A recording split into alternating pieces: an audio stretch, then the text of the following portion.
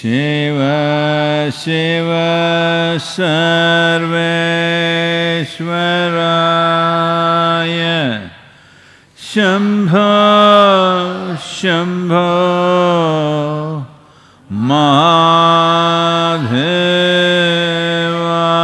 Mahadevaya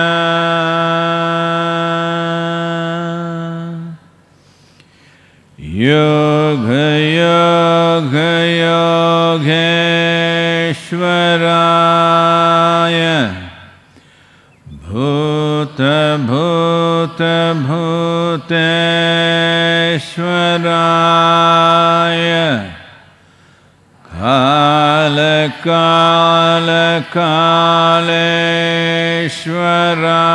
Kaleshwaraya Shiva Shiva Sarveshwaraya Shambho Shambho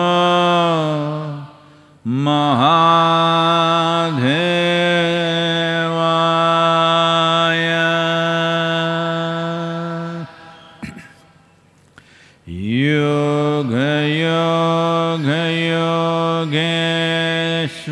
Yogeshwaraya Bhuta Bhuta Bhuteshwaraya Kala Kala Kaleshwaraya Shiva Shiva Sarveshwaraya Shambho Shambho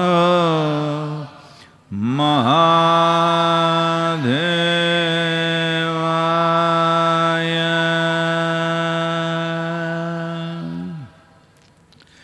Yoga Yoga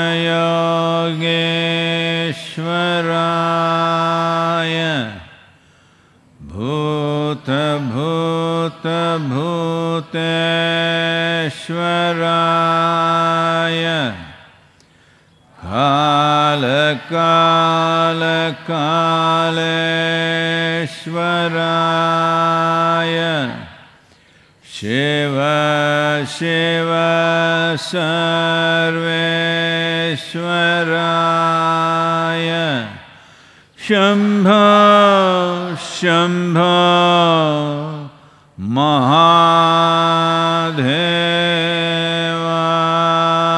Mahadevaya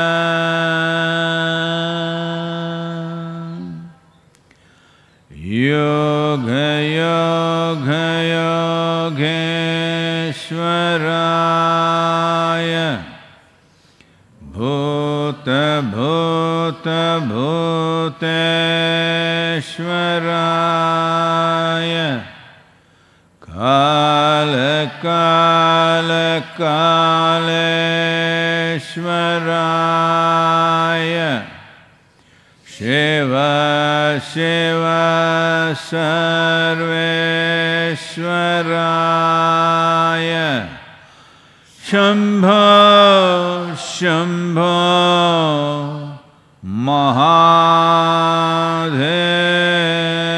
Mahadevaya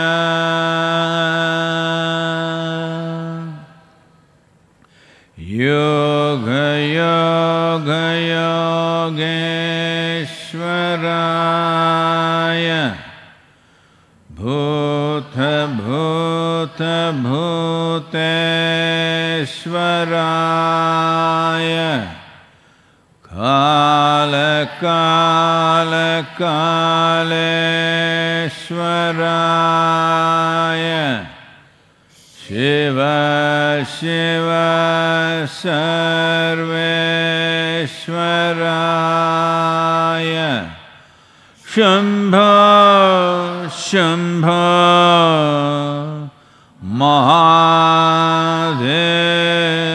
Mahadevaya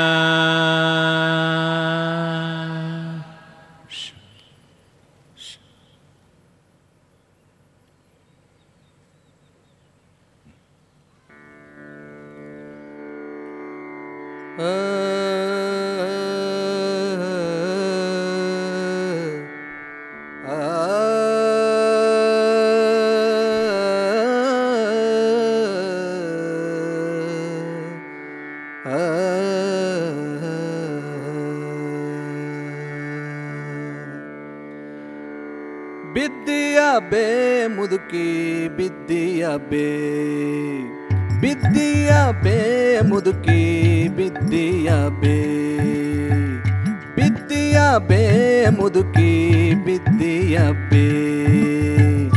ನೀ ದಿನ ಹೋದಾಕಿ ಇರು ಭಾಳ ಜ್ವಾಕಿ, ನೀ ದಿನ ಹೋದಾಕಿ ಇರು ಭಾಳ ಜ್ವಾಕಿ. ಬಿದ್ದಿಯ ಬೇ ಮುದುಕಿ ಬಿದ್ದಿಯ ಬೇ, ಬಿದ್ದಿಯ ಬೇ ಮುದುಕಿ ಬಿದ್ದಿಯ ಬೇ.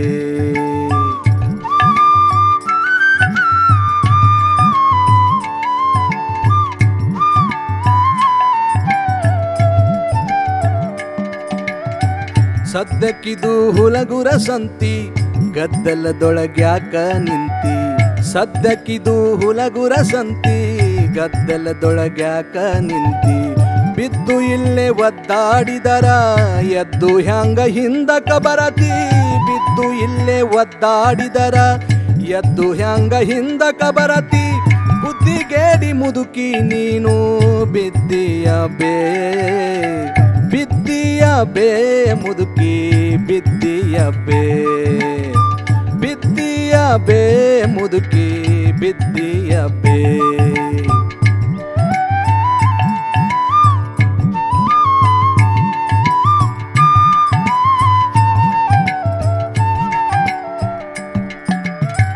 ಬುಟ್ಟಿಯಲ್ಲಿ ಪತ್ತಲ ಇಟ್ಟಿ ಅದನ್ನು ಉಟ್ಟ ಹೊತ್ತಾಳು ಜ್ವಾಕಿ, ಬುಟ್ಟಿಯಲ್ಲಿ ಪತ್ತಲ ಇಟ್ಟಿ ಅದನ್ನು ಉಟ್ಟ ಹೊತ್ತಾಳು ಜ್ವಾಕಿ. ಕೆಟ್ಟ ಗಂಟಿ ಚೌಡೇರಿ ಬಂದು ಹುಟ್ಟದ್ದನ್ನೇ ಕದ್ದಾರು ಜ್ವಾಕಿ, ಕೆಟ್ಟ ಗಂಟಿ ಚೌಡೇರಿ ಬಂದು ಹುಟ್ಟದ್ದನ್ನೇ ಕದ್ದಾರು ಜ್ವಾಕಿ. ಬುದ್ಧಿಗೇಡಿ ಮುದುಕಿ ನೀನು ಬಿದ್ದಿಯ ಬೇ, ಬಿದ್ದಿಯ ಬೇ ಮುದುಕಿ ಬಿದ್ದಿಯ ಬೇ. ಹೋ ಬಿದ್ದಿಯ ಬೇ ಮುದುಕಿ ಬಿದ್ದಿಯ ಬೇ.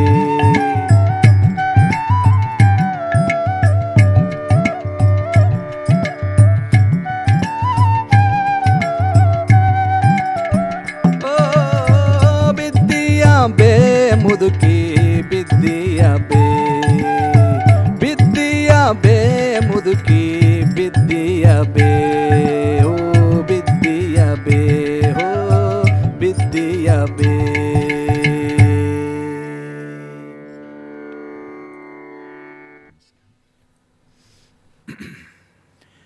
Namaskaram. Namaskaram to everyone.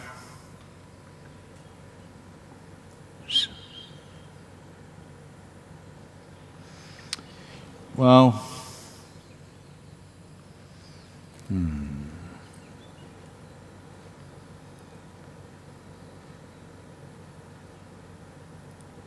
if you were a virus, lot of good news. Being human beings, lots of bad news.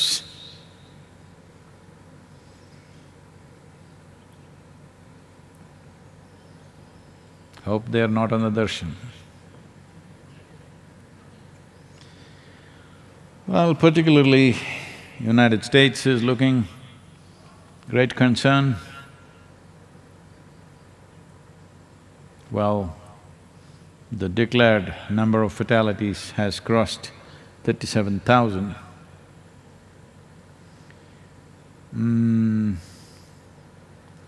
And it's moving into more geographically a bigger spread. And unfortunately, a whole lot of people living alone in their homes are being found dead by themselves.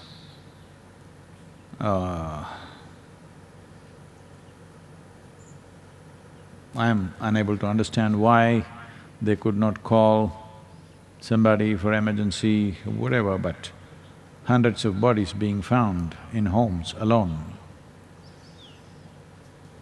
So probably these are people with other medical conditions like cardiac condition, and they don't go through the regular symptoms, but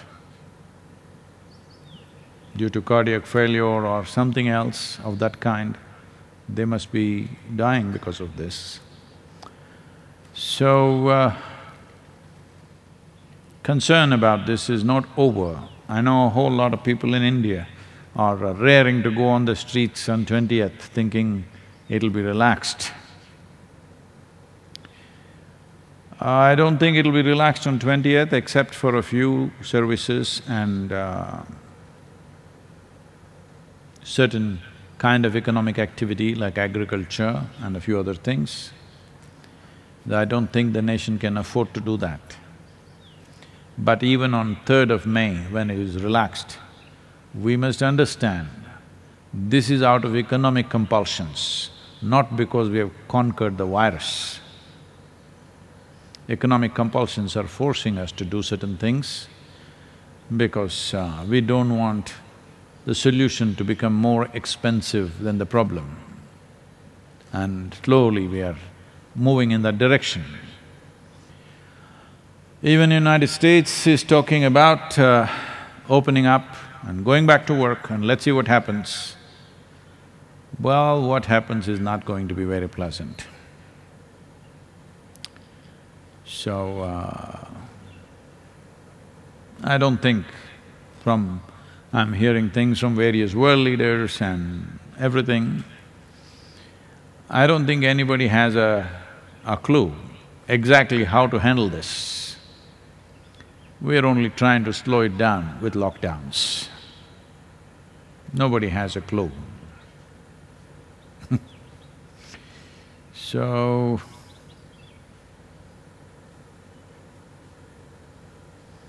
this is a war without shooting a bullet,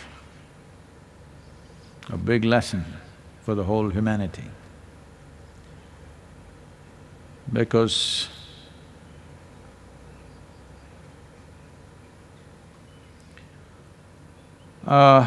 in 20th century,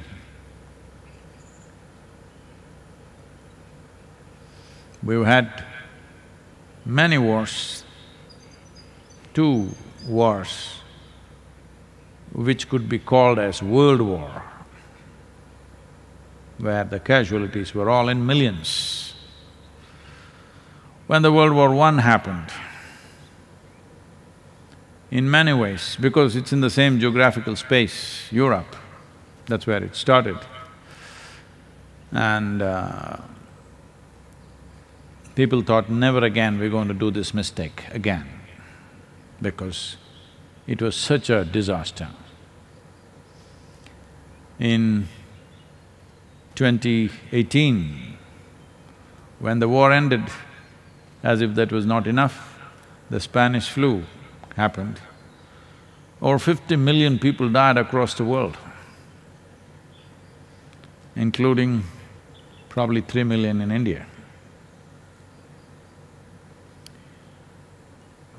After that experience, in many ways, people thought, this is it, we are not going to do this again. But within the same generation's life, not even the next generation, within the span of that generation's life, we went in for a second world war, which, if you look back and see, from World War I, what kind of weaponry they were using, and World War II, what kind of upgrade happened. If you look at that, obviously, after World War I, everybody was preparing for World War II, because such a huge upgrade in the type of weaponry that was used. So, they spent those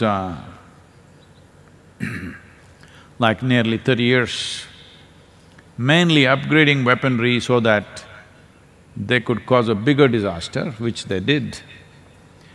After World War II, well, the formation of world bodies to see that wars don't happen, but some of the statistics say, this statistic is in 2000, it is still true, I think, because since 2000 so many wars have happened.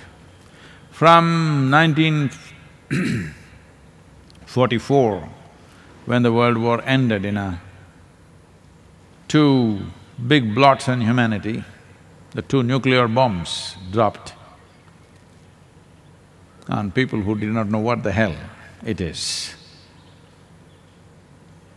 From there till 2000, statistics say not a single day passed on this planet without some kind of war or battle happening. That entire 66 years, 56 years it's been happening. Well, from 2000 onwards, all of you have witnessed how many nations have been ravaged. So, now we are at war because what is happening now definitely has to be handled and in war footing.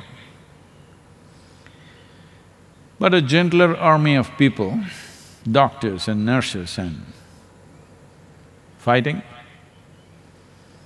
but a whole lot of people are determined to see the war takes maximum toll. Unfortunately, people are taking out protests about the lockdown in United States. In other countries also, small protests have happened.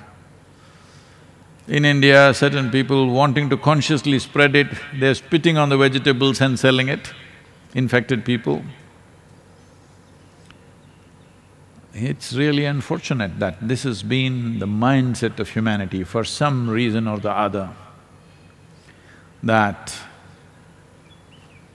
well, somewhere we have a fatal attraction towards havoc. We want havoc. We think it'll only happen to others. But that's not how it happens. When it happens to others, it will happen to us also. But the level of prejudice, the level of hatred, the level of resentment that you want to cause damage to somebody else's life has unfortunately sank so deep into human heart. Based on race, religion, nationality, ideologies, these damn things have taken such a big toll in the last few hundred years, unbelievable. The amount of suffering that we have heaped upon each other in the name of race, religion, national borders and national interests, and of course for ideological stuff, is truly… it's very clear. The moment you get identified with any one of these things strongly, whether it's your race or particularly your religion, because here you have divine sanction to do horrible things. Nationality also, it's all right, we belong to a nation because that's a way to manage the world, because we have no mechanism to manage the whole globe, we have to manage nations, that's the only way we can manage people. And stupid ideologies that you make up in your head become more sacred than life itself. Well, if humanity has to become in some way not fully liberated, at least reasonably free from these damn things, turning inward, an experience beyond physical boundaries, which is being described as spiritual process, essentially it's this, that your identity is not limited to physical boundaries, either of body or of community or of race or religion or nationality or ideology. This is all spiritual process means, that your boundary is not limited by any physical entity. If this doesn't happen large scale, as we become more and more competent, as our science makes progress, our disasters will get more dastardly, more complicated and more sinister. So human competence has become a massive problem right now, simply because people are identified with little things. As a generation of people, if we do not strive to get people beyond their limited identities of these 4, 5 things, these 4, 5 things, if you ask me, I know people are going to attack me for this. These 4, 5 things which I mentioned, race, religion, ideology, these must be put in the category of filthy words in our languages. Because this is the worst kind of filth that's happened to humanity. The color of my skin, the nonsense that I believe in, and something that I make up in my head and make it sacred, these things have made human beings do things that no human being can be proud of, but they are proud of it because something more than their intelligence tells them. And they're hearing voices from elsewhere. So, at a time like this, every sensible human being on this planet, if we don't stand up and act now, well, it clearly shows we are not interested in the future well-being of human race. That's what it means. This question is from Gayatri. Namaskaram Sadhguru. In my understanding, God is the creator of whole existence and he is referred to as Swayambhu. When you speak about science of God making, I get confused. How can a piece of creation create the creator?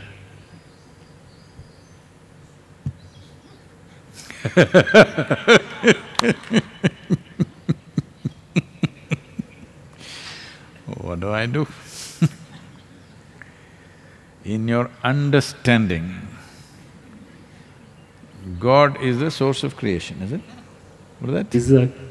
He's a creator, so how can a piece of creation create the creator? Oh, we'll come to the second part. First, your understanding.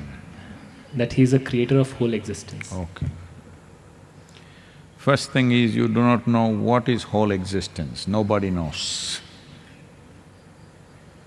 When you do not even know the whole existence, how come you know the creator?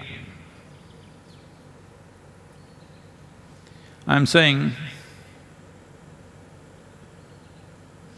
if you can't see the product, you have no ability even to see the product in its fullness, you just seeing a minute part of it.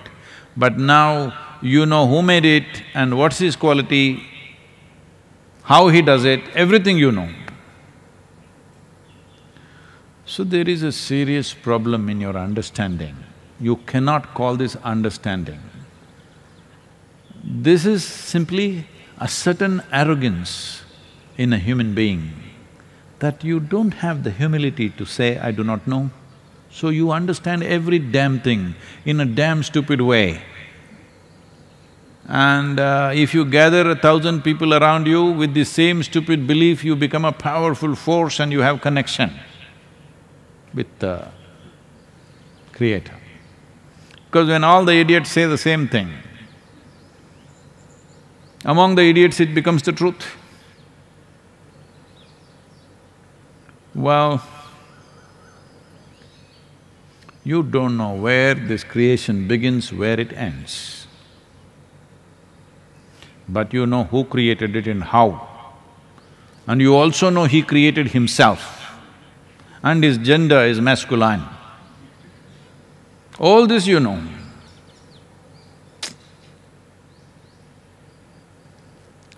But you don't know a damn thing about yourself. So this is exactly what I was saying 2 minutes ago. You are a serious problem. You may think you are a pious religious being, but you are a serious problem to humanity. You are a serious problem to every life on this planet. You need to understand this. Because you make up things, and because even your own mind cannot accept it, you stamp it with the authority because you hear it from above. If you heard the birds, I can understand. If you don't hear them, they will drop something on your face. Then at least you will understand there's a bird up there. But you're making up all this nonsense because you just don't have fundamental sense of humility or honesty in your life. So you're making up all this nonsense. The fact of the matter is, you do not know the shape, form, size, whatever of this creation. That is the nature of your existence. Well, so your understanding, once it goes away, because it's not understanding, if you had clearly perceived this is it, you wouldn't be asking me a question. Either you must be realized or you must be a fanatic. Both these people don't ask questions because they know. One knows, another has gathered people. So fanatics absolutely believe this is it, because they've gathered people and only they live among themselves. If you ask three questions, your heavens will collapse, your scriptures will collapse, everything that you believe will collapse. That is why we've always been killing the people who ask questions, because this is another way of handling the question. Yes, very effective. When you do not know the answer for the question, kill the questioner, question is gone. So this has been the way of handling questions. Now this is a question. I will not make the questioner gone. I want to make the question gone because you don't even understand. You don't have a perspective. What is creation? What could be its source? You have absolutely no perspective anywhere. All this is coming from the fundamental arrogance that human being is the center of creation. No, you're a worm, you're an insect, you're not even an ant. Mother Earth looks at you like you are coronavirus, because your impact on her is just the same as the impact of virus on us. It's the same thing.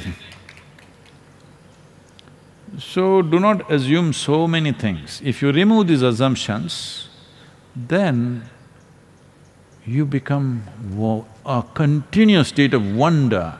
Everything that you see, too fantastic. You can't figure out a damn leaf in your entire life, I'm telling you.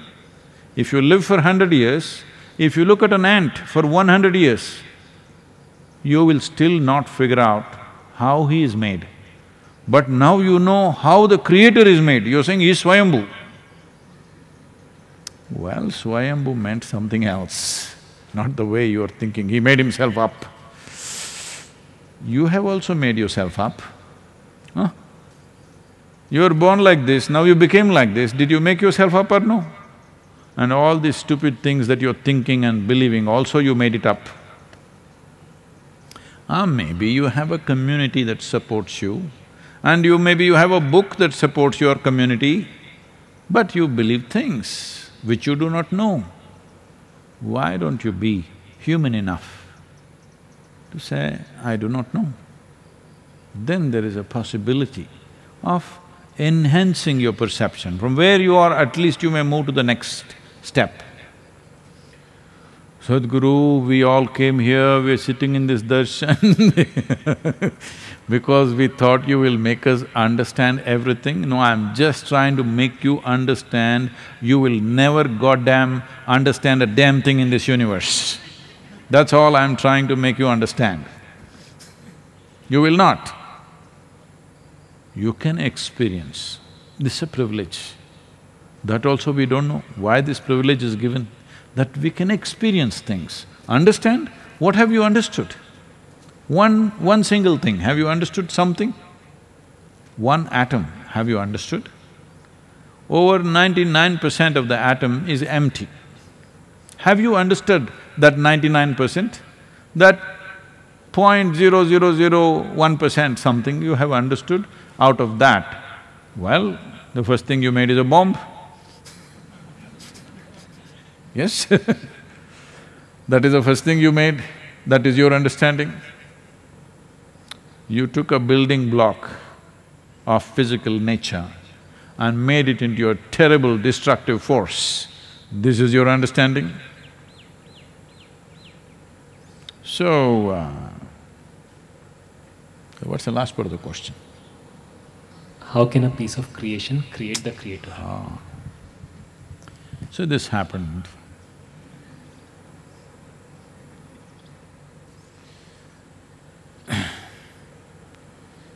Her son was in the American university. American university means anybody's children go to American university, the parents will be crossing their fingers and hoping they will come out of this 4 years without becoming addicts, without getting lost, without getting killed, something. I'm not trying to paint a very bad picture of a nation, but unfortunately, this has become the way of youth. If you spend 4 years there and come out without drugs or smoking or alcohol, you are like… you must have been a freak in your university. You are probably the only freak. So you know your child is not a freak. So mother is worried, what is he doing? So she decided for his birthday, she will send him a very ornamentally wrapped, kind of, bound Bible to him, hoping that he will open this book. Most probably he's not opened any book since he went there, you don't know. But at least she is hoping he may open this book and something will stick to him. So she packed it and took it to the post office. The postmaster asked the lady, "Is there anything breakable in this package?" She said, "Only the 10 commandments."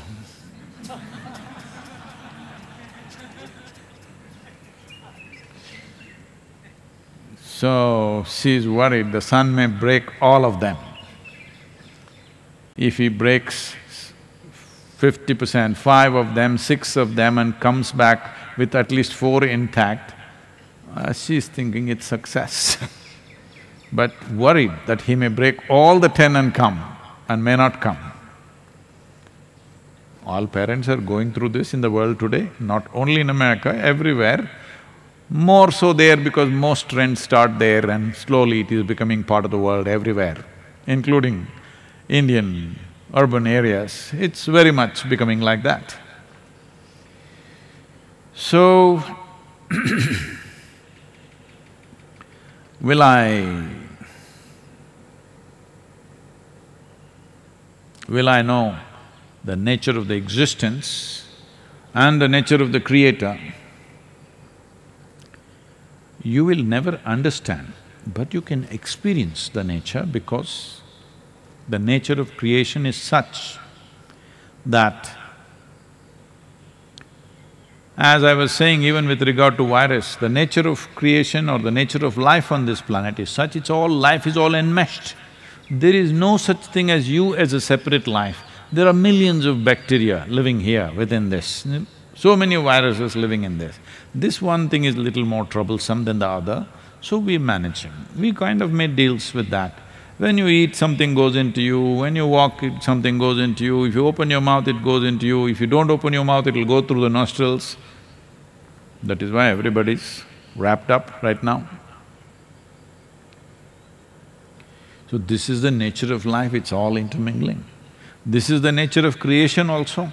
What is creation and what is the source of creation are all enmeshed. Otherwise, you wouldn't grow up like this. You didn't take brick and mortar and plaster yourself into this size and form.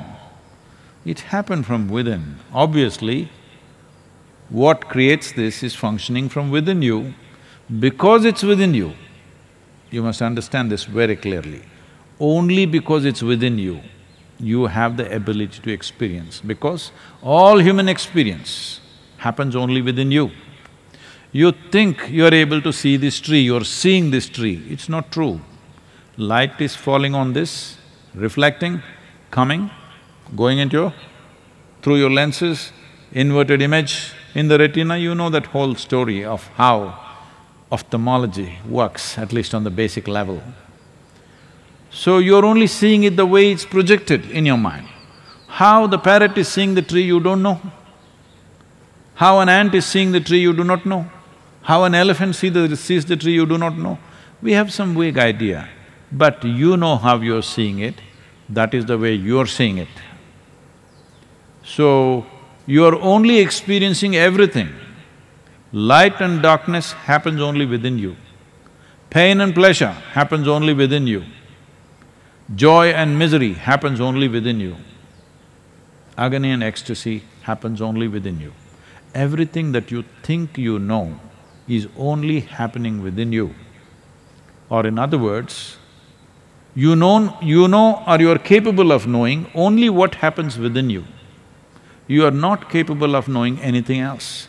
You are relying on the fundamental instrument of perception, which is human mechanism, and you're assuming what you perceive is everything. Completely wrong way of looking at life. Complete misunderstanding. It's a keyhole vision of life. It is like you're looking out of a keyhole. Let's say a cow passed. Slowly the cow walked. You saw the nose. These days you're afraid of the nose, I know. So you covered yours. Then you saw its snout. Then you saw its eyes. Then you saw its horns. Then you saw its neck. Then you saw the body. Like a wall it passed, then you saw the tail, whatever, piece by piece. Now at every point you keep on making conclusions. The conclusion that you made when you saw the snout obviously changed when you saw the horns. It obviously changed with every part. Isn't this the way we're exploring what we consider as science? Every day our opinion about the creation is changing. And well, opinions about Creator is endless. So, when we said God-making, we are not talking about God as the God. We are talking about creating a yantra, a tool, with which if you can walk better with something than just your legs, it's good for you. If you can, instead of running, go on a bicycle, it's really wonderful. You do one thing. Now you have to go to the dining. We will do this from tomorrow for you, today we are not organized. Only if you arrive there, we will break the darshan just 2 minutes before 7 o'clock. 7 o'clock, if you are there, only you will get food, otherwise you will not get. You will all start running. Just maybe 70, 80 yards from here, maybe about 300 yards from here. But you will see, most people will go without food. What they will do, by day after tomorrow they'll all get a bicycle. Because we don't allow other vehicles, they'll get a bicycle. Then the next day you will see only people with bicycle will get the food. So, because we realized this, we came up with all kinds of machines. Those who have instruments to perform better will perform better. Today you say, some countries are technologically advanced, what does it mean? They got better machines, so they're doing well. So here in this culture, we looked at deities as machines or yantras. Out of that, did we succeed? Of course. In a phenomenal way, ahead of the rest of the world. When people were still hunting and gathering in most of the world, most parts of the world, here we were in highest level of mathematics, music, various sciences, and lived very, affluent for those days. And even just 250 years ago, it was the most affluent culture. over 33% of the world's produce came from India. You think all this happened without some kind of technology?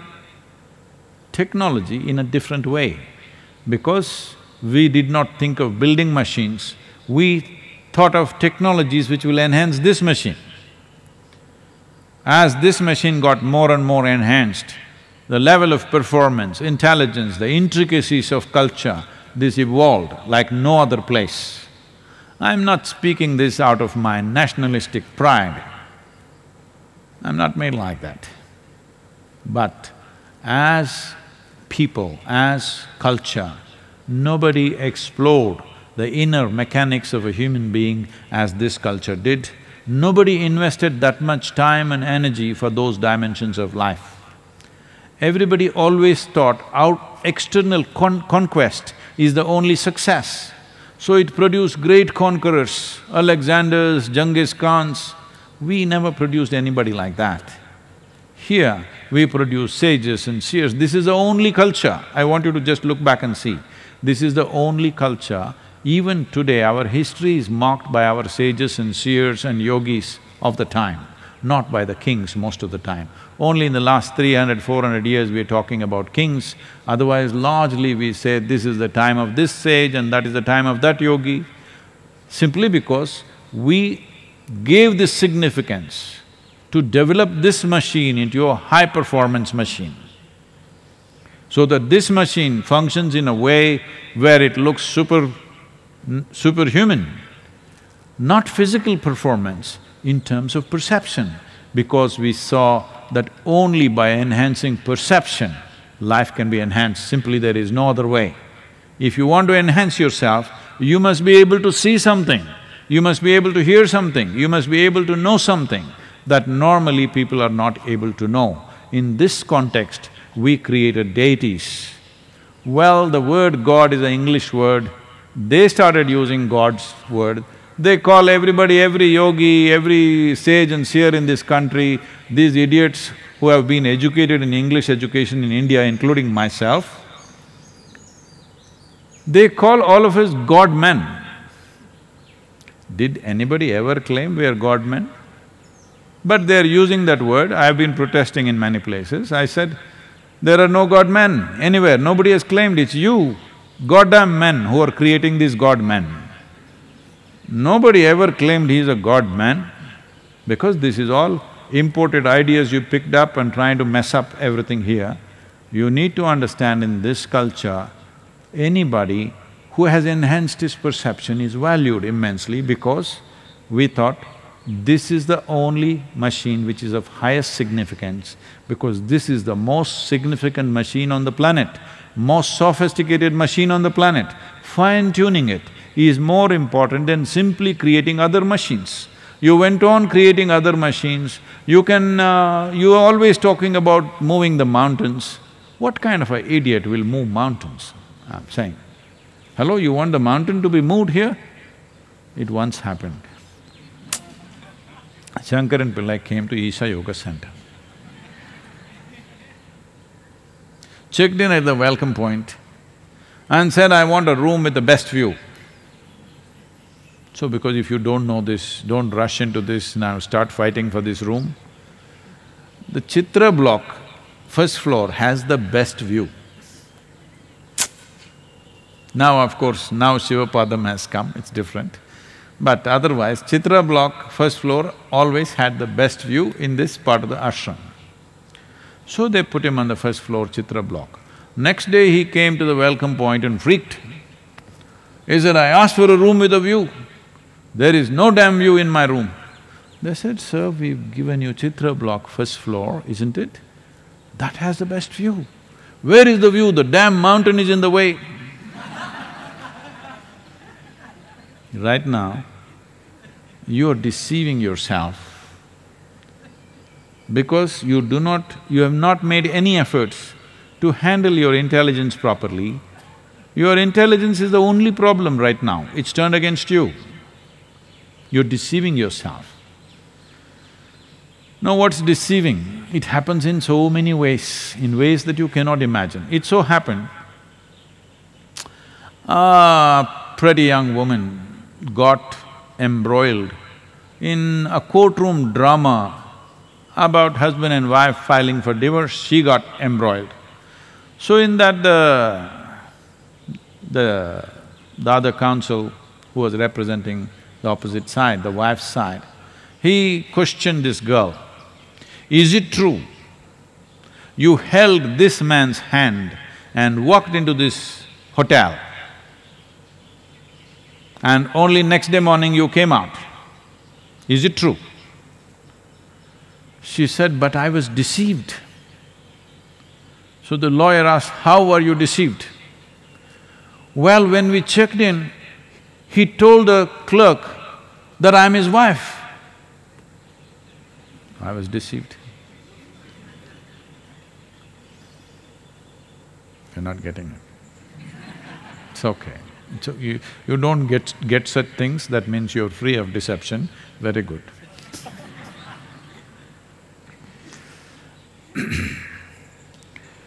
Yoga Yoga Yogeshwaraya Bhuta Bhuta Bhuteshwaraya Kala Kala Kaleshwaraya Shiva Shiva Sarveshwaraya Shambho Shambho Maha